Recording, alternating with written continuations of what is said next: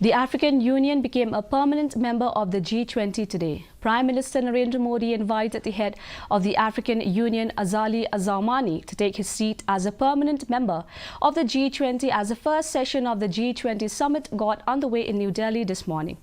India had proposed that the African Union be granted permanent membership of G20 with a sense of Sabka Saath, Sabka Vikas. In his remarks at the first session titled One Earth, Mr. Modi said India's G20 presidency has become a symbol of inclusion of Sabka Saath both inside and outside the country.